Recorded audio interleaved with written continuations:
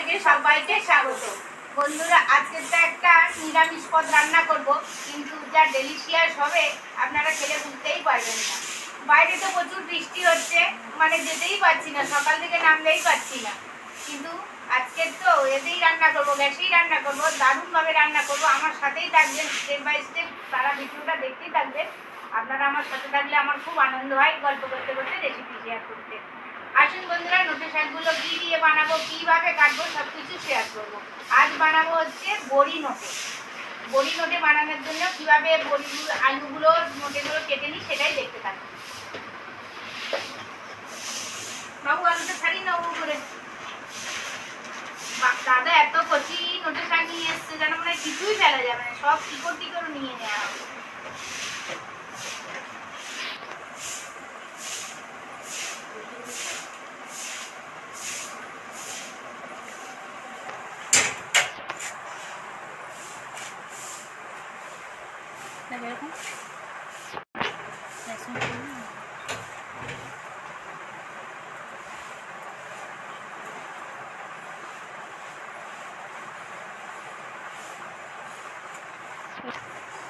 নোটে চচ্চড়ির আলু এইরকম কাটতে হবে,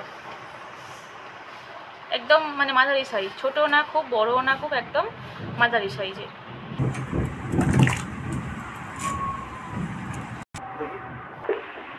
আকাশ তো হুড়মুড় হুড়মুড় করছে একদম, সেই ভোর থেকে, ভোর 5টা থেকে যে হুড়মুড় করছে আর মুষলধারে বৃষ্টি হচ্ছে, নিচে একটু নামতেই পারছি না। অনেক কষ্ট করে শাকগুলো তবে ভালো করে ধুতে হয়েছে, আর শাক জিনিস তো মাটির মধ্যে থাকে, অনেকবার ধুতে হয়েছে। বন্ধুরা, আপনারা যখন কোনো শাকের রেসিপি করবেন, সবার আগে শাকটাকে সুন্দর করে গুছিয়ে ধুয়ে নেবেন।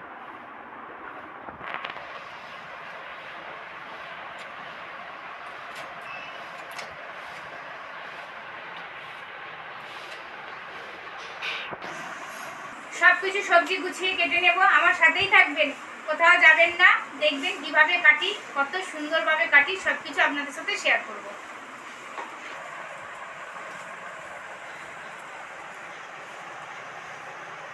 শাকগুলো ফল ফল হয়েছে না, একদম ফল ফল করছে না, করছি।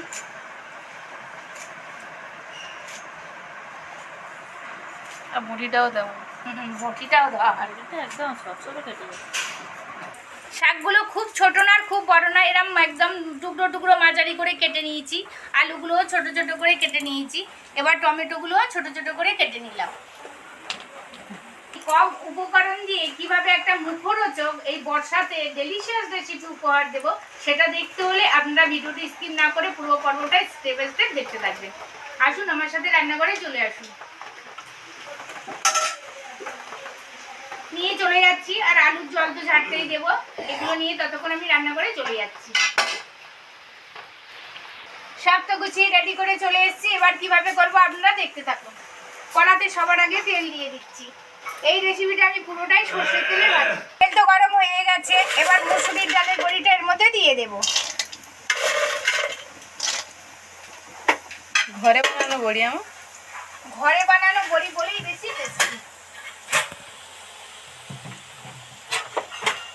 বড়ি খুব ডিপ ফ্রাই করে ভাজতে নেই, বড়ির কালার চেঞ্জ হয়ে গেলেই সাথে সাথে উঠিয়ে নিতে হয়। বড়িগুলো ভাজা তো হয়েই গেছে, বড়ির রং যখন দেখবেন একটু সাদা হয়ে গেছে তখন ভাজা কমপ্লিট হয়ে গেছে।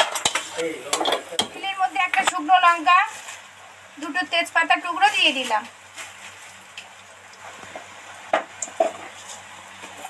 সাথে একটুখানি পাঁচফোড়ন। পাঁচফোড়ন শুকনো লঙ্কা তো লাল লাল করে ভাজা হয়ে গেছে, দারুণ ফ্লেভার বেরিয়েছে। এবার এর মধ্যে এই টুকরো করা আলু আর টমেটোটা দিয়ে দেব।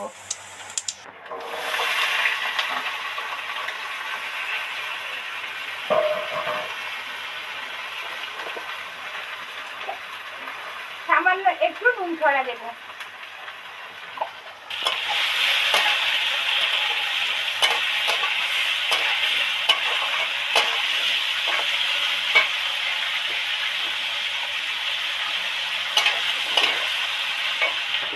যদি কোনো শাকের রেসিপি আপনারা বানান, সবজি কিন্তু ডিপ ফ্রাই করে ভাজতে নেই। সবজি মোটামুটি ভাজা ভাজা হয়ে এসছে, এবার এর মধ্যে মশলাগুলো অ্যাড করব। একটুখানি আদার পেস্ট দিয়ে দেব।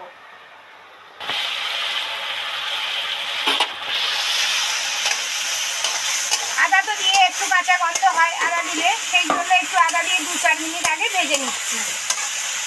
আদা দিয়ে তো ভালো করে ভেজে নিলাম নেড়ে চেড়ে। এবার এর মধ্যে জিরে, ধনে, মরিচ গুঁড়ো দিয়ে দেবো।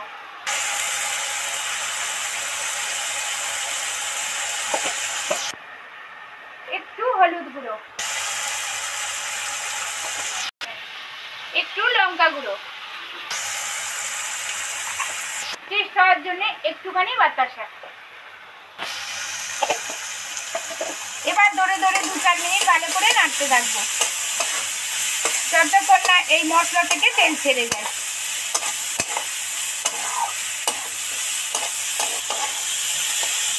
মশলা থেকে তো তেল ছেড়ে গেছে, সবজি থেকেও তেল ছেড়ে গেছে। এবার এই শাক কটা এর মধ্যে দিয়ে দেবো। এই যা রেসিপি হবে, কাউকে ভাগ দিতেই কষ্ট হবে, দারুণ রেসিপি হবে একদম। তো ফলফলে নোটে শাক আর তার সাথে বড়ি, দারুণ রেসিপি হবে, একদম জমে যাবে দুপুরবেলার খাবারে।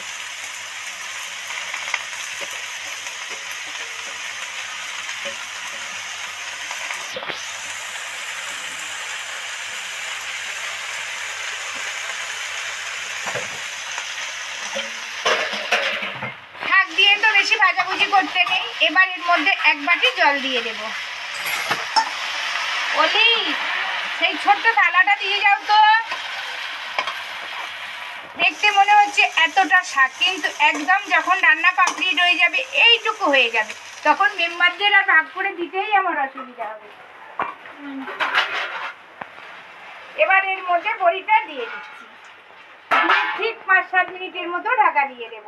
কোথাও যাবেন না, 5-7 মিনিট পরে আপনাদের সাথে আবার ফিরে আসছি। 5-7 মিনিট পর ফিরে এসেছি, দেখবেন কতটা কমে গেছে। এতটা শাক ঠিক এইটুকু হয়ে গেছে।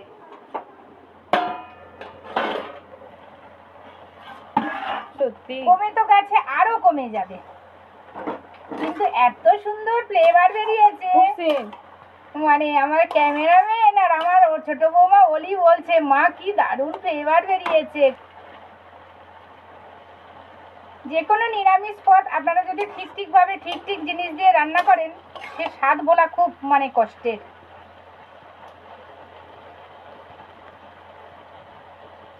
আরো 2-4 মিনিটের মতো ঢাকা দিয়ে নিবু আঁচে বসিয়ে রাখবো। নিবু আঁচেতে বসিয়ে রেখে গেছিলাম, 5 মিনিট পর ফিরে এসেছি। আর বড়ি, নোটে, আলু সব একদম মিলেমিশে একাকার হয়ে গেছে। দারুণ একটা মানে মন্ড মতো তৈরি হয়ে গেছে, দারুণ দেখতেও হয়েছে। দেখুন কত সুন্দর দেখতে হয়েছে।